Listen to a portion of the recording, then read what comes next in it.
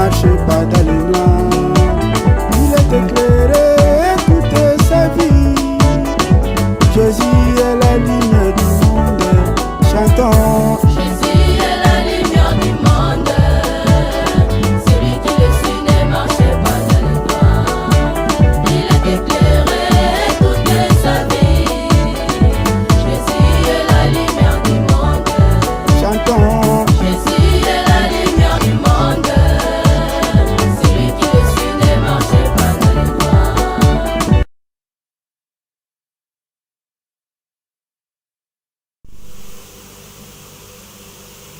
Bonjour à tous. Nous sommes encore très heureux de nous retrouver aujourd'hui. Nous sommes samedi 23 décembre 2023 et dans le cadre de notre émission Les Cantiques Lumineux. Nous bénissons le Seigneur qui nous a protégés, qui nous a gardés et qui a permis encore que nous nous retrouvions encore ce jour en direct de cette émission Les Cantiques Lumineux. Nous vous saluons de partout où vous êtes en train de nous suivre.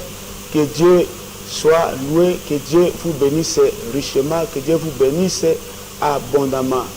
Aujourd'hui, nous allons continuer avec notre enseignement parce que nous avons dit l'émission Les Cantiques Lumineux. Nous venons ici pour chanter. Chanter veut dire prêcher, chanter veut dire adorer, chanter veut aussi dire louer le Seigneur. Les frères de la croix, bonjour. Comment tu vas? Salutations à ceux qui sont en train de suivre maintenant.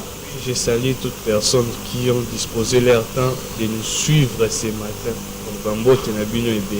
Papa Sibino Sombote Sika Bozali, Bozo Landabiso, Bipai na Bipai, Zambe Apambola Bino, Kimi Ankolo Ezarikolo na Bino, et Tokutani le loi sur ma cadre émission na Biso, le cantique Lumineux, Otoyaka Koyembe la Zambe, Nanzela ya Liteya, et Nanzela ya adoration, Bachin, cantique de louange et d'adoration à l'honneur, à la gloire de notre Dieu. Donc, si nous surtout Mbote, Sika Bozali, Bozolanda Biso, alors, nous avons annoncé que nous avons Matanga, nous avons perdu un frère qui répond au nom de frère Socrate Ibanda, qui évoluait dans l'Assemblée des Saints de Justice à Massina, entrée de Katef, où le docteur Anselme Mukanda est en train de diriger. Le frère Socrate nous a quittés depuis hier et tokum sika nzambe alobi tokum saye na ba circonstance nyonso passe pendant na motema matanga ezali na kati église Assemblée des Saints de Justice sika ba santu bazo sangana bazo kutana wana balalaki wana en entendant que le programme de la sortie et de l'enterrement du corps est ba kopesama. Condoléances na biso na ba santu nyonso oyo tozali éprouvé et condoléances na biso pe na famille biologique. Il y a notre frère Socrate Ibanda qui nous a quittés depuis hier. Le frère était zélé, le frère était chantre, il était même le président du groupe de chantres de l'Assemblée de la justice, Kolo Azalokum. Alors, nous allons lire la parole de Dieu. Nous disons ceci, les numéros sont affichés. Si tu as une question, si tu as une préoccupation, besoin même de prière, tu peux nous écrire. Nous sommes aussi en direct sur WhatsApp, le premier numéro là de Vodacom. Tu peux nous écrire, nous donner ta préoccupation, ta question. Nous sommes là et nous allons te répondre par la grâce de Dieu. Alors, nous allons bien-aimés dans le Seigneur, nous allons koba na sala oyozambe à Bengela Bisso. Nous sommes appelés pour ça. Nous sommes appelés pour chanter, prêcher et adorer aussi, louer le Seigneur qui nous a appelés pour ça. Voilà, nous lisons la Bible. Le frère de la croix qui va nous lire. Nous sommes dans le livre de Exode chapitre 15 verset 21, verset 20 et 21. Nous lisons au nom de Jésus-Christ. Amen. Marie, la prophétesse, sœur d'Aaron, prit à la main un tambourin et toutes les femmes vinrent après elle avec des tambourins et en dansant. Oui. Marie répondait aux enfants d'Israël, chantez à l'Éternel, car il a fait éclater sa gloire. Il a précipité dans la mer les chevaux et son cavalier. Voilà, nous bénissons le Seigneur pour cette lecture. Ici, Marie avait pris un tabouret, un tambour. Alors, quand il a pris ça, un tambourin, et elle s'est mis à danser, à faire chanter, à faire répondre aux femmes d'Israël. Alors, bien aimé dans le Seigneur, tout ce qui est écrit dans la Bible, ce sont des enseignements. Des histoires là, bien aimé, ce n'est pas pour rien. La Bible déclare que ces choses-là sont arrivées pour nous servir d'exemple. C'est pour notre instruction, c'est pour notre éducation, c'est pour que nous soyons enseignés, nous qui sommes arrivés au temps de la fête. Alors, cet acte-là que Marie avait fait, c'est tout un enseignement. Marie a toujours joyeux, bien aimé, la ministre de Dieu. Le ministre de Dieu. Et le tambouret, c'est ça l'évangile ou la parole de Dieu. Maintenant, les femmes d'Israël, oh Babandaki Kolana Marie, c'est le peuple, c'est les enfants de Dieu. C'est les hommes, je dirais même l'humanité. Oh Basengeli Balanda Mungongo Yazambi. Alors, jouer et faire répondre aux femmes, jouer veut dire prêcher l'évangile. Quand Marie avait pris le tambouret et quand elle commençait à taper, à faire danser, à faire répondre aux enfants, aux femmes d'Israël, c'est-à-dire Marie représente ici le ministre de Dieu ou le prédicateur de l'évangile qui doit prêcher. Kobeta mbonda, kobeta tambouret, ezali nde côté ya kisi côté ya liloba na Nzambe. Et maintenant, les femmes qui avaient écouté s'étaient mis à danser. Oh, danser, ça nous enseigne, ça nous montre, ça nous explique la pratique de la parole de Dieu. Parce que si tu écoutes le tambourin, si tu écoutes le tambourin qui est la parole de Dieu, tu dois danser. Le yembo soko yoki yango, le yembo to loba d'abord ezali loba lanzam. Soko yoki le yembo ezoko beta mélodie malamu, tu dois danser. Oh, danser c'est pratiquer la parole de Dieu. Voilà pourquoi tu dis que Marie Awa, c'est l'image, c'est le type des ministres de Dieu, des prédicateurs qui sont appelés à prêcher la parole de Dieu.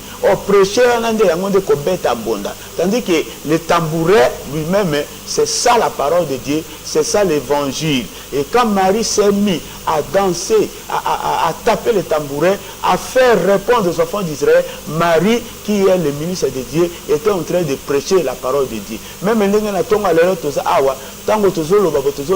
nous avons pris le tambouret qui est la parole de Dieu et nous sommes en train de battre et de vous faire répondre. Alors, yozo kabiso et sengeli obina. Et sengeli o danser. Oh, danser. C'est la pratique de la parole de Dieu. Danser veut dire pour pratiquer la parole de Dieu. Alors, nous voulons dire bien aimé dans le Seigneur que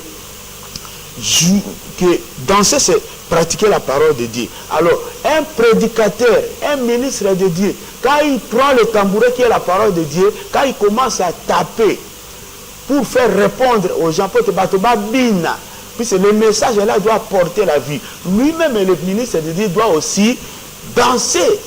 Donc, quand un prédicateur prêche, il faut abina lilobawana, c'est-à-dire à pratiquer en mot. C'est alors le peuple qui l'écoute doit aussi danser, doit aussi pratiquer, c'est-à-dire mettre cette parole en pratique. Frère de la Croix, m'appelle Maloba, je ne sais pas si tu peux ajouter quelque chose même pendant quelques secondes. Maloba pas. Oui, merci pour la parole, pasteur. Ngana bakisaki. Denge pasteur alobi eza clair makasi. Marie oyo azali kobeta tambourin ezali ba ministre na Nzambe. Kobeta tambourin babi eza ko prêcher liloba na Nzambe. Amen. Kobina sikoyo babi eza ko salela sikoyo liloba na Nzambe. Amen. Bien aimé tant kosuka raté pona koyoka liloba na Nzambe. Tango yoki il faut osalela sikoyo pratique. Yesu Christ azoloba na Matthieu 7 verset 24. Mutu nyonso oyo akoyoka malobo oyo nazoloba mpe akotia yango na misala aza lokola mutu oyo atongi ndako na ye likolo ya rocher. Oui. oyo soki bambule ye bambonge ye ekotikala kokweya te. Amen. Donc soki oyoki loba na Nzambe osaleli yango oza lokola moto oyo atongi ndako ne likolo ya ngomba. Nzoka ne ndako oyo basenga biso kotonga likolo ya ngomba eza nde banzoto na biso oyo ezali tempelo ya Nzambe. Donc ngomba yango libanga oyo bazosenga na biso tonga bandako na biso likolo nango yango nde liloba na Nzambe. Yango nde Yesu Kristo azali liloba na Nzambe. Yango nde moboku na biso. Donc zwa vie na yo tonga yango na liloba na Nzambe salela makambo nyonso bateyaka yo okomona vie na yo ekozala malamu mingi. Gloire à Jésus-Christ. Frère de la Croix, bakisa biso 1 Timothée chapitre 4 verset 16. Tozwa un élément pour appuyer ce que nous venons de dire ici. 1 Timothée chapitre 4 verset 16. Voilà. Totangi tolandi 1 Timothée chapitre 4 verset 16.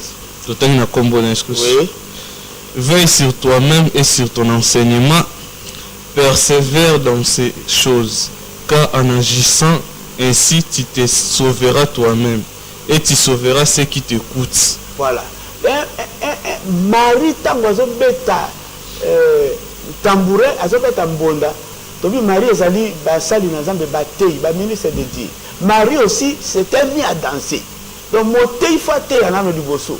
Il faut bien pratiquer la parole de Dieu. Alors, la Bible Thomas Paul a exhorté son fils et son enfant, qui était devenu aussi son collègue, le frère Timothée, vers si toi-même, senzela likolo na yomoko et si ton enseignement. Alors, senzela obéir, parce que makambo zote abiso il faut vivre yango, il faut pratiquer yango.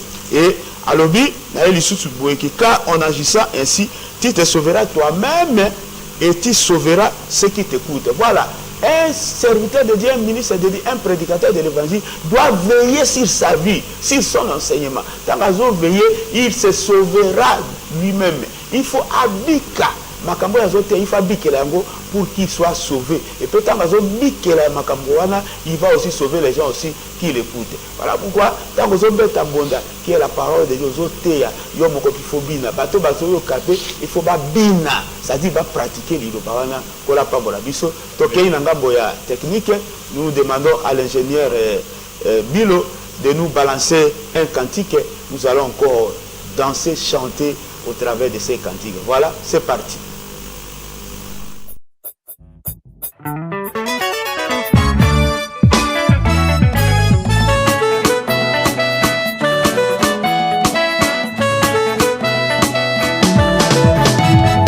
Isene kimi o pape kimi kakombene kisi piko deliko okula kokela kiyomba bikuma weonyole la lianya pelanguya o Isene kimi o pape kimi kakombene kisi piko deliko okula kokela kiyomba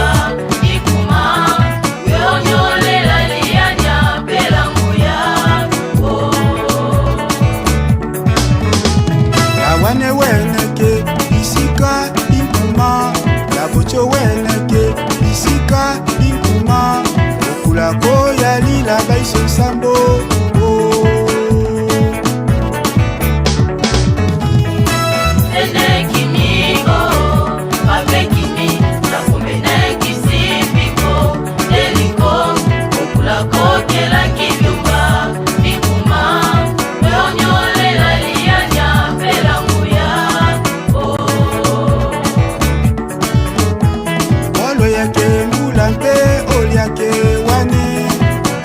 banto banya bolo tipe obe okula kono langa banto muke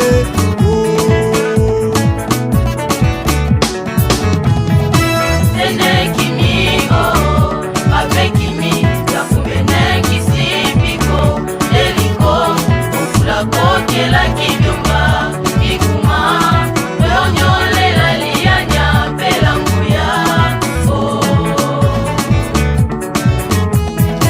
Tinga nkisi penga njokende balalokei zakomba isekimi auti byonge bikimi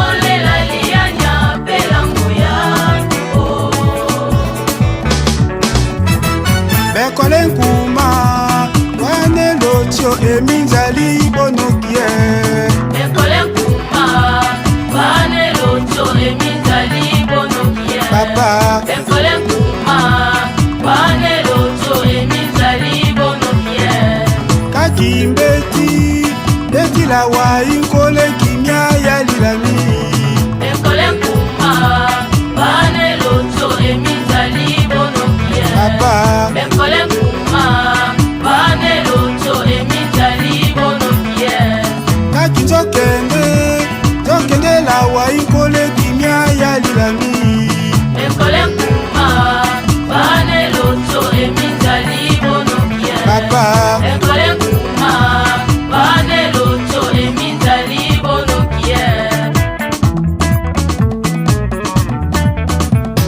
ekambe nkuma loyaka twembele bokonzi yakomba isekiso bomongo kili Ekambe nkuma loyaka twembele bokonzi yakomba isekiso bomongo kili tokulele nsaka tokulele mbonda okula kononene omba lokale tokulele saka tokulele mbunda okula kononene omba lokale nyembela kokili nyembela kibanto aikeko eye ntango nyembele nzakomba okula kononene bekole nkuma wane lotio eminzali bonokie Bekole nkuma wane lotio eminzali bonokie papa Bekole nkuma wane lotio eminzali bonokie bolongo momba likola u ikelama kikola we Bekole nkuma wane lotio eminzali bonokie papa Bekole nkuma wane lotio eminzali bonokie bulula nkese ikwembelake we papa bekole nkuma Bekole nkuma wane lotio eminzali bonokie zakomba isekimi we nkuma olongo we lapalapa zakomba lapalapa lapalapa zakomba lapalapa lapalapa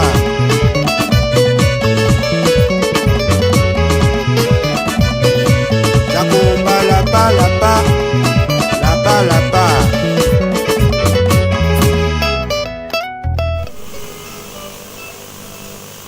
Voilà, nous bénissons le Seigneur pour cette belle chanson. Zakomba lapa lapa, lapa lapa. Je veux dire qu'un Dieu illimité, un Dieu de la taille, de la grandeur, avec la taille, avec la grandeur illimitée. Kolo apambola biso. De la croix, nous allons encore lire 1 Samuel chapitre 16, verset. Nous lisons directement le verset 23, parce que le texte est un peu long. Nous lisons directement le verset 23. Oui. Et lorsque l'Esprit de Dieu était sur Saoul, Oui. David prenait la harpe et jouait de sa main. Saoul respirait alors plus à l'aise et se trouvait soulagé. Et les mauvais esprits se retiraient de lui. Oui, oui. Ah ouais, histoire de Saoul, roi Saoul. Il avait un esprit mauvais. Et cet esprit mauvais, la Bible déclare, venait de Dieu. Alors, cet esprit mauvais, il est tourmenté. Alors, on a fait appel à David, qui savait déjà jouer à la harpe et à la guitare. Et quand David était venu avec la harpe, quand David a commencé à jouer la harpe devant le roi Saoul, l'esprit mauvais le quittait. Et le roi Saoul, qui était tourmenté par l'esprit mauvais, se sentait à l'aise. Il commençait bien à respirer. Voilà pourquoi tu as bien aimé le yembo zalandelité. Il y a un temps que même vous composez un zembu. Tant que vous avez un zembu, et sengeli balanana lilo banazambi, et sengeli balanana doctrine, et sengeli balanana litea. Bayemba kabiyemba yembate. Lelo to komona banzemba biyemba yemba. Mokili pende koti penala banzembo. Non, non, non, non. Voilà pourquoi un enfant de Dieu véritable ne peut pas chanter n'importe quelle chanson. Attends qui bat chest Congo Nzambi, mais landa yango bien. bakotia kombo nzambe bakotia kombo Yesu Kristu kasi eza na makambo mosusu ya mokili biyemba yemba bakamati bakotisa yango na kati ya loyembo loyembo ezalaka nde lite ya mobimba ici le roi David na nzelaka ya loyembo na nzelaka ya lindanda lui qui était tourmenté par les esprits mauvais ayokaki respiration ayokaki soulagement. Oh, qui peut soulager si ce n'est pas la parole de Dieu? Liloba na nzambe loyembo oyo David ayembaki awa ya harpe oyo David abetaki devant le roi Saoul, c'est ça liloba na nzambe. Alors tozwa roi Saoul aussi comme type ya moto nyonso. Le roi Saoul aussi représente tout homme, tout enfant de Dieu, l'humanité. Tant que tout homme, même une femme, même les femmes sont incluses. Alors quand tu es tourmenté, vous êtes dérangé dans le Kamoko Songolo, et c'est un linzamba ya lité, après c'est lité yaka na soulagement, lité yaka na solution, lité yaka et puis ça ka kimia o mokiliku te ko pesa te. Lilo bananza mende za la kande soulagement, et za la kande solution ya makambo na biso. Alors David qui avait pris la harpe pour jouer devant le roi Saoul aussi, afin que le roi Saoul puisse respirer, puisse se soulager, puisse se sentir soulagé. Le roi, le David ici, c'est l'image des milices de Dieu. Voilà. Tant que vous avez dit,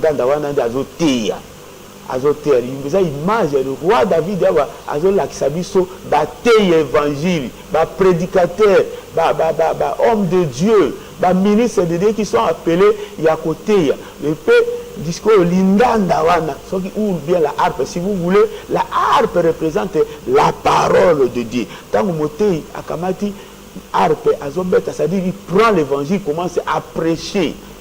Yakoté abiso, yakolakisa biso makambo na nzambe. Alors lindanda wana tango yoki yango lindanda wana la harpe qui est la parole de Dieu, tango zo kango sengelo za la soulager. Yango na mona mutu so akoza na ba problème ndenge na ndenge. Soki yoki ka liteya, soki ka liloba na nzambe esengeli même et apaisement et pesa soulagement. Kolo nzambe apambola biso. Tozongi sous na ngambo ya technique, nous demandons encore à l'ingénieur Bilo de nous balancer encore une deuxième chanson. Nous allons suivre. Oh, c'est parti. Voilà.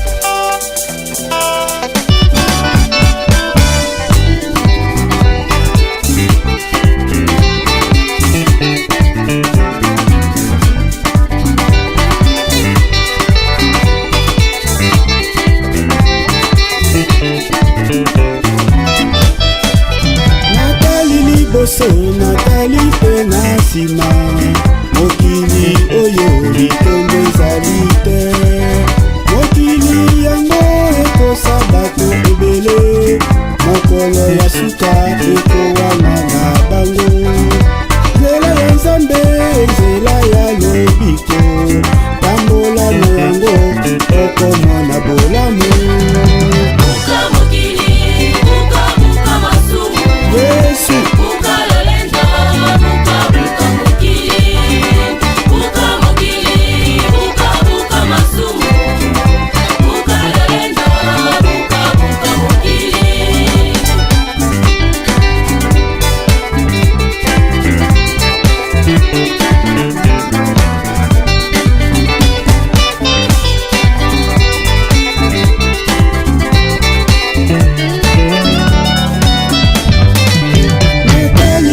Yesu Nathalie Penasima mokili oyo litombo ezali te mokili yango ekosa bato ebele mokolo ya suka ekowana na bango nzela ya nzambe nzela ya lobiko tambola na yango okomona bolamu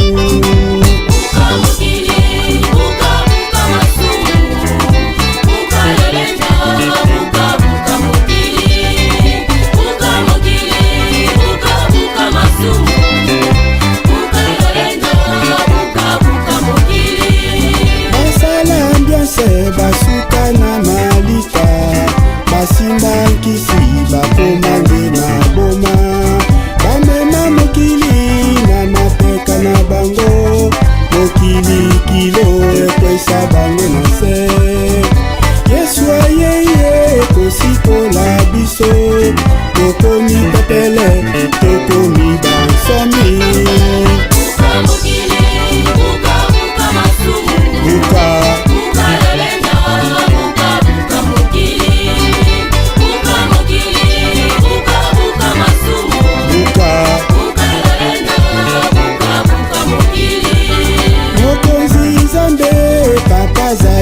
pleine bato ya mokili bazali bavion ata avion emati likolo suka ekokita kaka na pleine ata moto apungwi na mbongo na ye akokweya sepai na nzambe.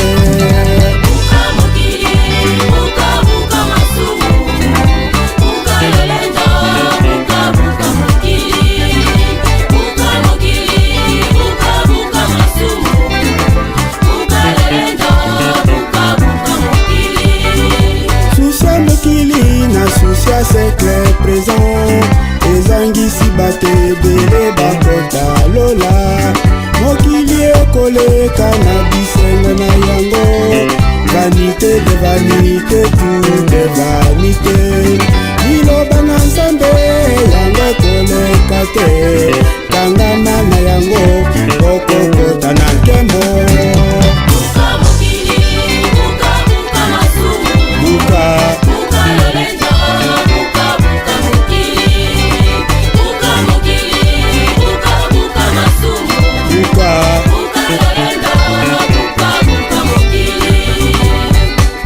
N'aimez point le monde, ni les choses qui sont dans le monde. Et ne vous conformez pas au siècle présent, mais soyez transformés par le renouvellement de l'intelligence.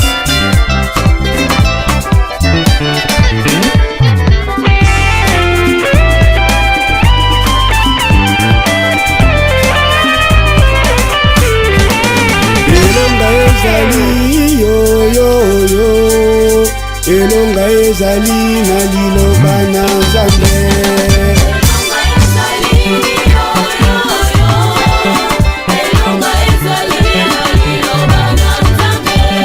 bomoi ezali yoyoyo bomoi ezali na liloba na nzambe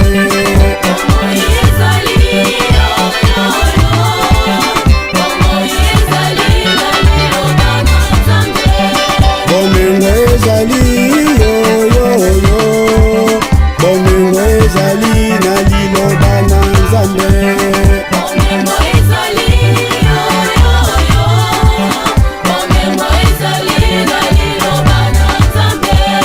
natali liboso natali mpe na nsima mokili oyo litombe ezali te mokili yango ekosa bato ebele mokolo ya suka ekowanga na bango nzela ya nzambe nzela ya lobiko tambola na yango okomona bolamu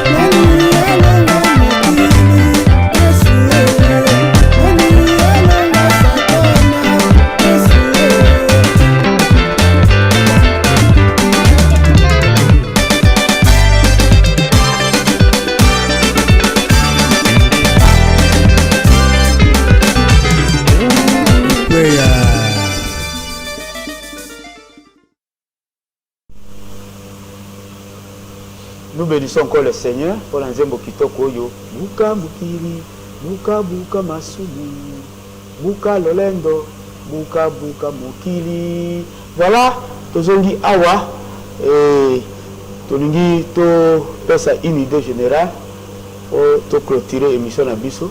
Parce que to clôturer yango na nzembo mosusu, to clôturer yango na clip. Mais avant cela, nous avons dit que Marie avait pris le tambouret. Marie, c'est l'image des ministres de Dieu. Tambouret, ça de l'ité, ça de l'Ilobanazam.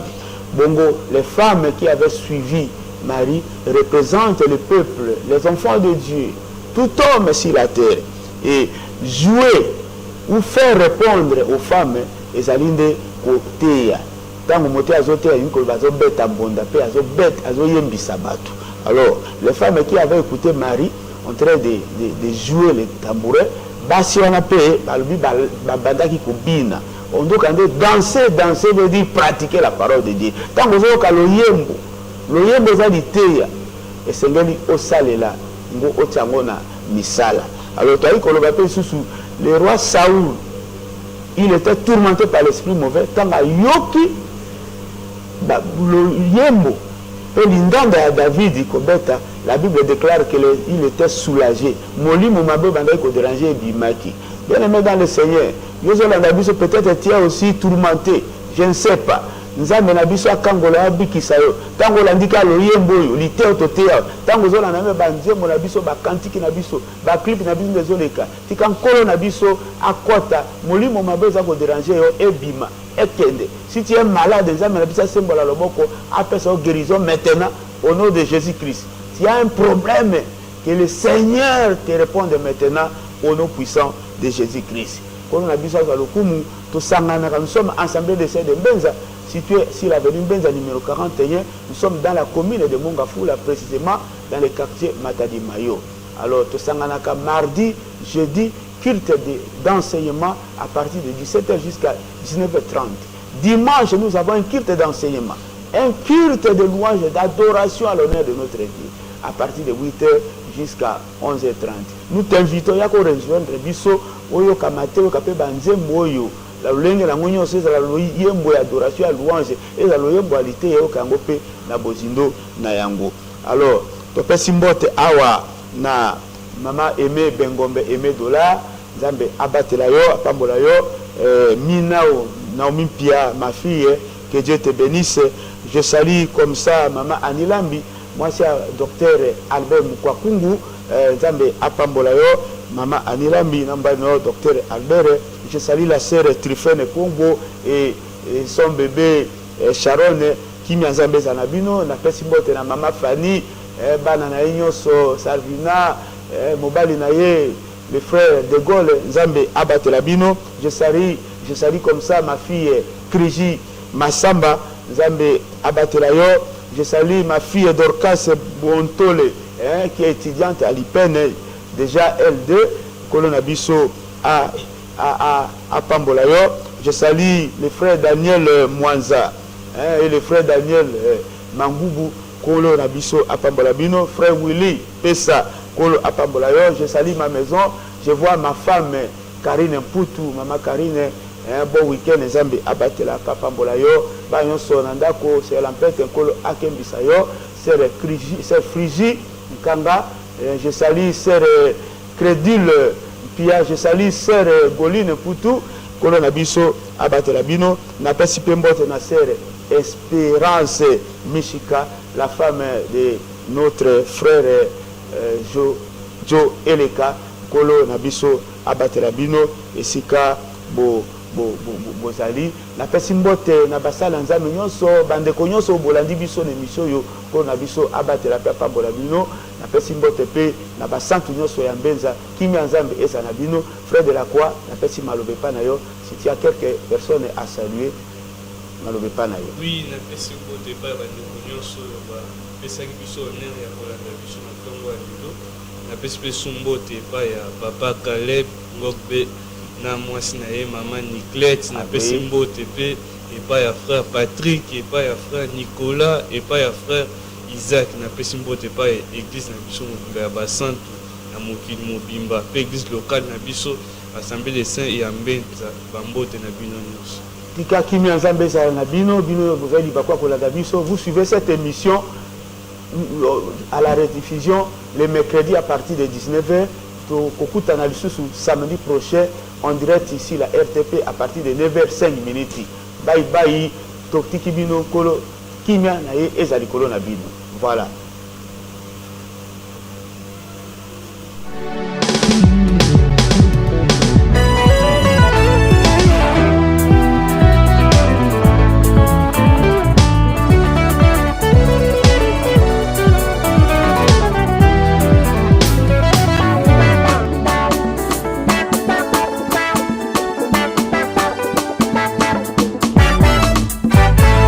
Jésus est la lumière du monde, celui qui le suit ne marche pas dans le noir. Il est éclairé toute sa vie. Jésus est la lumière du monde, chantons. Jésus est la lumière du monde, celui qui le suit ne marche pas dans le noir. Il est éclairé toute sa vie. Jésus est la lumière du monde. Chantons. Jésus est la lumière du monde, celui qui le suit ne marche pas dans le noir. Il est éclairé toute sa vie. Jésus est la lumière du monde. J'avais dit que la lumière soit, et ainsi la lumière fut. J'ai vu que la lumière était bonne, il appela la lumière et jour. Chantons. Jésus est la lumière du monde, celui qui le suit ne marche pas dans le noir. Il est éclairé toute sa vie. Jésus est la lumière du monde. La lumière est vraiment douce, c'est ça la nature de l'agneau, c'est ça la nature de Jésus. Il est simple comme la colombe, chantons. Jésus est la lumière du monde, celui qui le suit ne marche pas dans le noir. Il est éclairé toute sa vie. Jésus est la lumière du monde. Le peuple qui marchait dans les ténèbres a vu une grande lumière qui est venue les resplendir et aussi éclairer les hommes. Chantons. Jésus est la lumière du monde, celui qui le suit ne marche pas dans le noir. Il est éclairé toute sa vie. Jésus est la lumière du monde. La lumière étant venue dans le monde, les hommes ont préféré les ténèbres. Leurs actions étaient mauvaises et ils sont donc perdus. Chantons. Jésus est la lumière du monde, celui qui le suit ne marche pas dans le noir. Il est éclairé toute sa vie. Jésus est la lumière du monde. L'enseignement est une lumière et les préceptes est une lampe. La parole est une lumière qui éclaire si nos sentiers. Chantons. Jésus est la lumière du monde, celui qui le suit ne marche pas dans le noir. Il est éclairé toute sa vie. Jésus est la lumière du monde. Ezali pole ya mokili, kalandi akozala na molili te, akongengisama ntango nyonso. Ezali pole ya mokili, polo. Ezali pole ya mokili, kalandi akozala na molili te, akongebisama ntango nyonso. Ezali pole ya mokili. Ezali mwinda ya mokili, twayambi akokweya na libute.